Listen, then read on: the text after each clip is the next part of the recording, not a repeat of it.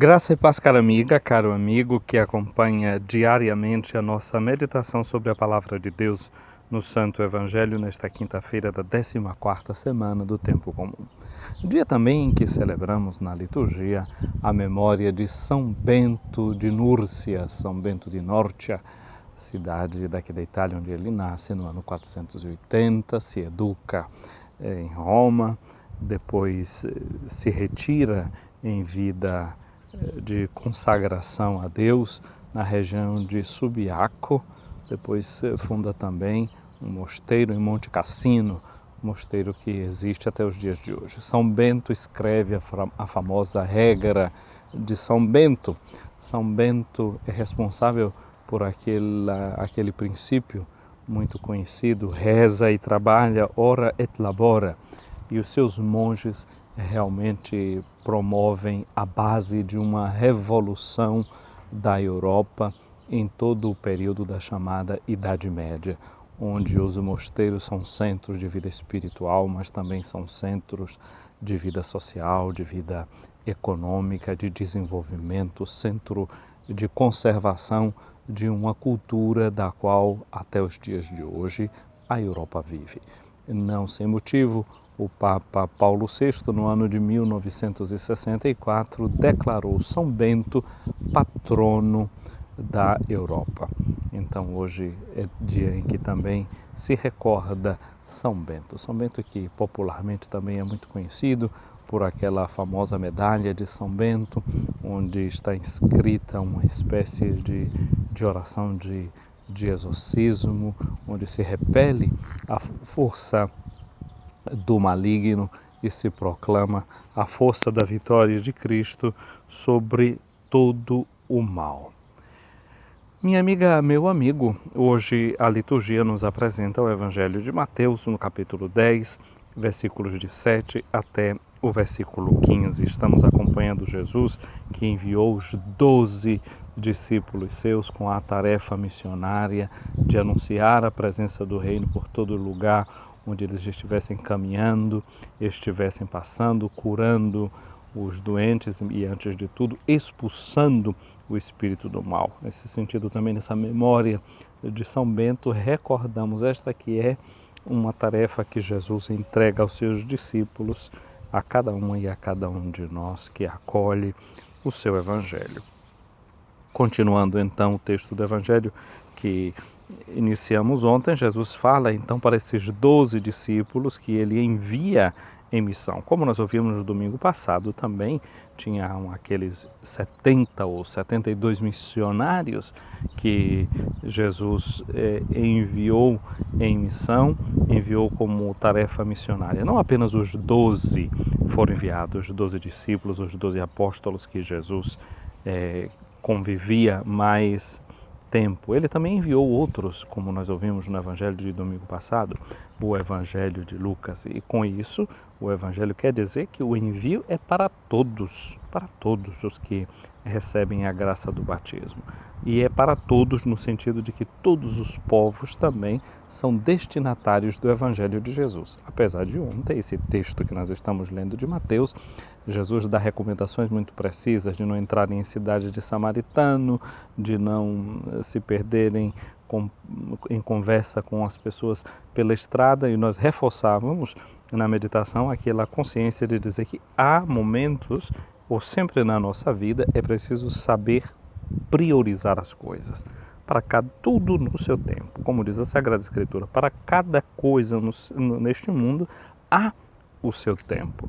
E neste momento preciso desse texto do Evangelho que Jesus está enviando esses 12, o mandato era aquele específico: andar as ovelhas perdidas da casa de Israel. Muito embora também devemos entender que Israel, quando nós lemos hoje também a Sagrada Escritura, lemos o Israel espiritual, o Israel de Deus, ou seja, todos aqueles que podem se considerar filhas e filhos de Abraão, porque esse é nosso pai na fé, tendo a mesma fé, porque em Abraão todas as nações seriam abençoadas, nesse descendente de Abraão, que é Jesus mesmo. Então nele nós fazemos parte de todo esse povo ao qual os discípulos de Cristo devem andar pregando o Evangelho.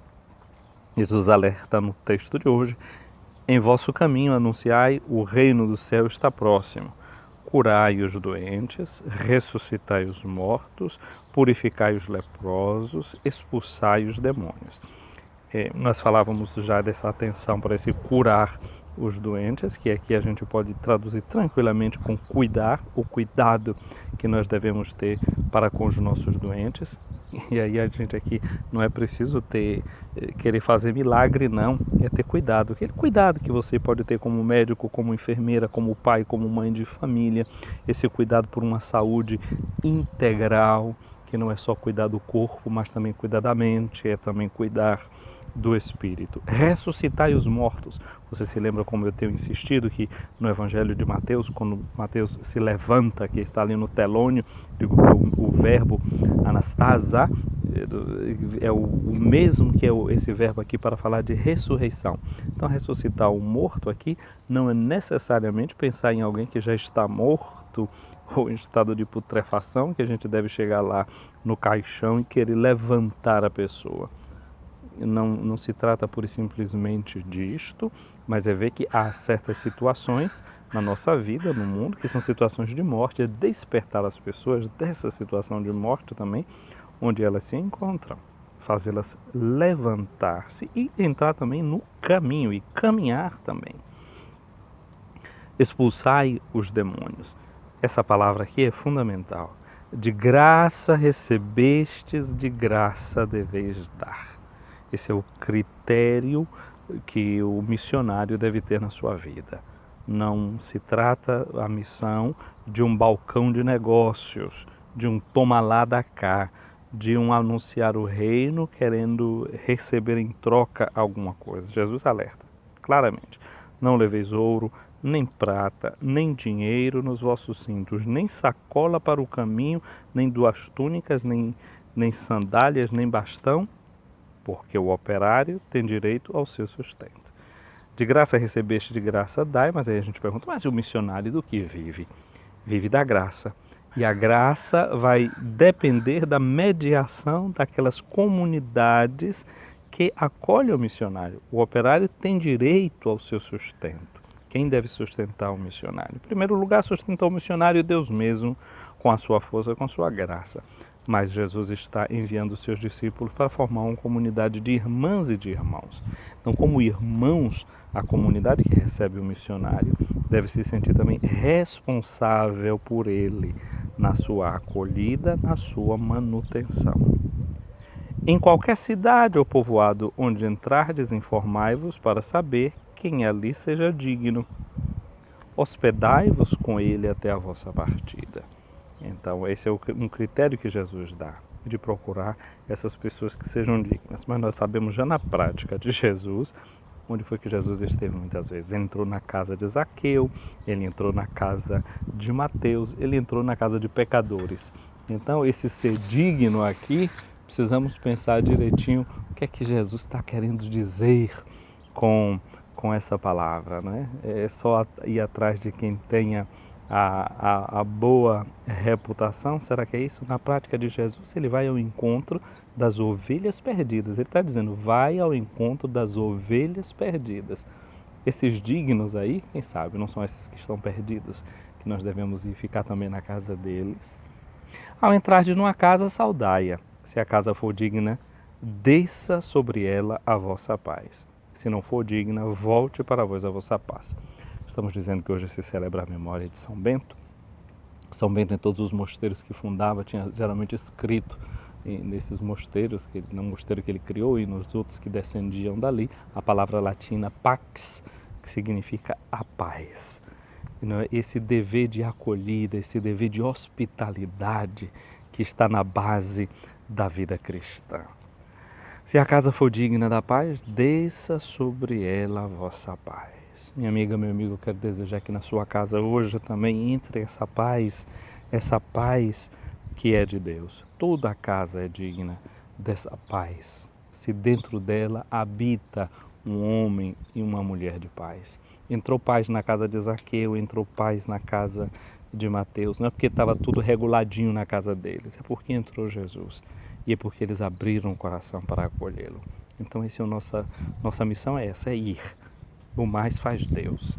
Se alguém, disse Jesus, não vos receber, nem escutar a vossa palavra, saí daquela casa ou daquela cidade, sacudi a poeira dos vossos pés. Em verdade vos digo, as cidades de Sodoma e de Gomorra serão tratadas com menos dureza que aquela cidade no dia do juízo. Tirar a poeira, até a poeira dos nossos pés quando não tem a acolhida. Não devemos sair carregando conosco nem a poeira da falta de acolhimento. Continuar caminhando livremente. O mais do juízo vai caber a Deus. É a Ele que cabe fazer a justiça. É lamentável que não se saiba acolher como Jesus quer, como Jesus deseja. No dia de hoje, que tal exercitar essa graça de sabermos acolher uns aos outros em nome de Cristo, a partir da missão que Ele nos confia? Um dia abençoado para você, meu irmão, para você, minha irmã.